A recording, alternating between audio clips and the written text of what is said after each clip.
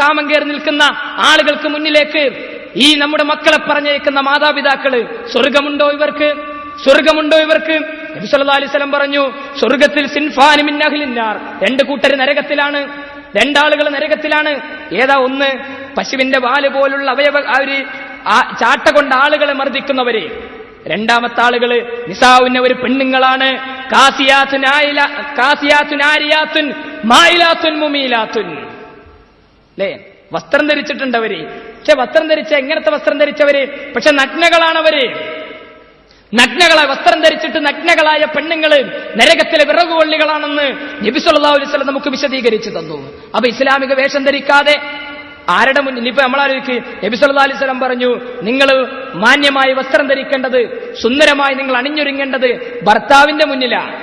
അപ്പൊ ഭർത്താവ് വീട്ടിലേക്ക് എല്ലുമ്പോണ്ടാകും അടുക്കളയിൽ കരിയും പൊടിയൊക്കെ പിടിച്ച വസ്ത്രമൊക്കെ ഇട്ടിട്ട് മുഖത്തും കുറെ കരി, കയ്യിലും കുറെ കരിയൊക്കെ ഇട്ടൊന്ന് വാതിലടക്കം ഭർത്താവ് ഇതിപ്പോ ഏതാ ഭൂതം അല്ലെ? ആ കൊലൈക്കാരൻ ഭാര്യന്റെ വീട്ടിലേക്ക് കയറുമ്പോ ഭർത്താവ് ഇങ്ങനെ അങ്ങാടി കൂടെ നടക്കുമ്പോണ്ടാകും ഒരു നല്ല എന്താ വസ്ത്രമൊക്കെ ധരിച്ചൊരുത്തി പോണ കാണുമ്പോൾ ഇതിപ്പോ എന്റെ ഭാര്യനെ കൂട്ടുണ്ടല്ലോ, ഏതപ്പ ഈ ഹൂറി അല്ലെ? അങ്ങാടിയിലെ നാട്ടുകാർക്ക് കാണാൻ നല്ല സുന്ദരങ്ങളായ വേഷം ധരിച്ച് പുറത്തിറങ്ങി പോണ സഹോദരികള് ഭർത്താവിന്റെ മുന്നിൽ അണിഞ്ഞിറങ്ങണം എന്ന് പറയുമ്പോ ഭർത്താവിന്റെ മുന്നിൽ ഏറ്റവും വൃത്തികെട്ട കോലത്തിൽ വരുന്ന സഹോദരിമാര്. എന്നിട്ട് നമ്മൾ നിസ്കാരത്തിൽ നമ്മൾ ആഗ്രഹിക്കുന്നത് എന്താ? പടച്ചവന്റെ സ്വർഗം. എങ്ങനെ ഈ ഉമ്മത്ത് സ്വർഗത്തിൽ പോകും? എങ്ങനെ ഈ ഉമ്മത്ത് നന്നാകും? എങ്ങനെ ഈ ജനത നന്നാകും? അല്ലേ? ഇനി ഏത് വേദഗ്രന്ഥം വരും നമ്മളെ നന്നാക്കാൻ? ഏത് പ്രവാചകം വരും നമ്മിലേക്ക്? അതുകൊണ്ട് വളരെ ശ്രദ്ധിക്കണം നമ്മൾ. റസൂലുള്ളാഹി സ്വല്ലല്ലാഹു അലൈഹി വസല്ലം പറഞ്ഞു, ശരീരത്തിൽ സുഗന്ധം ധരിച്ച് നല്ല സുന്ദരങ്ങളായ വസ്ത്രങ്ങൾ ധരിച്ച് സുഗന്ധം പൂശി അങ്ങാടികളിലൂടെ ഇറങ്ങിപ്പോകുന്ന ഒരു പെണ്ണിന്റെ സൗന്ദര്യം അങ്ങാടികളിലെ ചെറുപ്പക്കാർ ആസ്വദിച്ചിട്ടുണ്ടെങ്കിൽ അവള് വ്യഭിചാരിണിയാണ്, അവള് വ്യഭിചാരിണിയാണ്, അവള് വ്യഭിചാരിണിയാണെന്ന് നബി സല്ലല്ലാഹു അലൈഹി വസല്ലം വിശദീകരിച്ചു. ആരെക്കുറിച്ചാ? സുഗന്ധം പൂശി അങ്ങാടികളിലെ ആളുകൾക്ക് ആസ്വദിക്കാൻ പറ്റുന്ന രൂപത്തിൽ ഇറങ്ങി നടക്കുന്ന ആളുകളെ സംബന്ധിച്ച് നബി സല്ലല്ലാഹു അലൈഹി വസല്ലം പറഞ്ഞില്ലേ? അപ്പൊ തിരിച്ചു പോകണം നമ്മള്.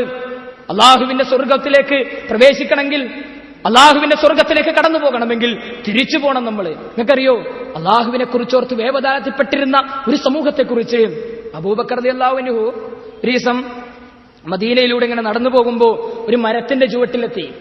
മരത്തിന്റെ ചുവട്ടിലെത്തി അദ്ദേഹം ഏങ്ങലടിച്ച് കരയാൻ തുടങ്ങി. അപ്പൊ ആളുകൾ ചോദിച്ചു, എന്തിനാ താങ്കൾ കരയുന്നത്? അവരോട് അബൂബക്കർ റളിയല്ലാഹു അൻഹു പറഞ്ഞു, അബൂബക്കർ എങ്ങാനും മദീനത്തിൽ മരമായിരുന്നെങ്കിൽ എത്ര നന്നായിരുന്നു. അബൂബക്കർ എങ്ങാനും മദീനത്തിൽ മരമായിരുന്നെങ്കിൽ എത്ര നന്നായിരുന്നു. മദീനയിലൂടെ അലഞ്ഞു തിരിയുന്ന നാൽക്കാലി മൃഗങ്ങളെങ്ങാനും അബൂബക്കർ എന്ന മരത്തിന്റെ ഇലകൾ കടിച്ചു നിന്നിരുന്നെങ്കിൽ ആ പ്രതിഫലം എനിക്ക് കിട്ടുമായിരുന്നു. പക്ഷേ ഞാനൊരു മനുഷ്യനായിപ്പോയി.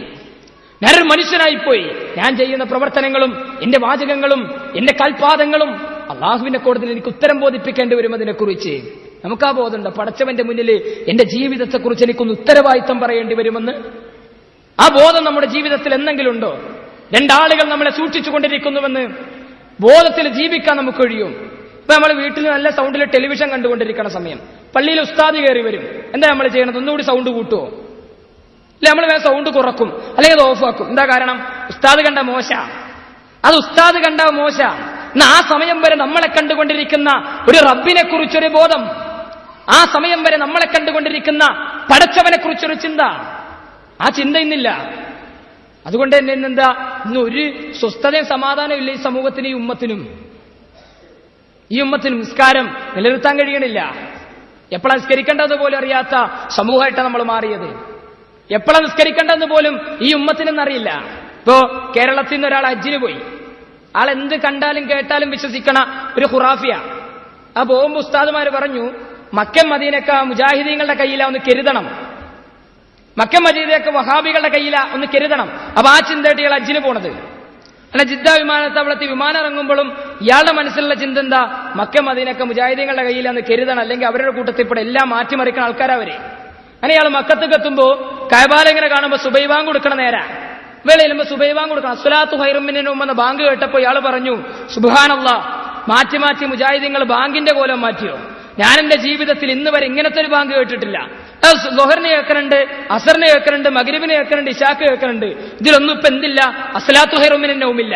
ആ ബാങ്ക് പോലും മാറ്റിമറിച്ച ആൾക്കാരാണോ എന്നിവരെന്ന് ആലോചിക്കണ കുറെ ആൾക്കാരെ.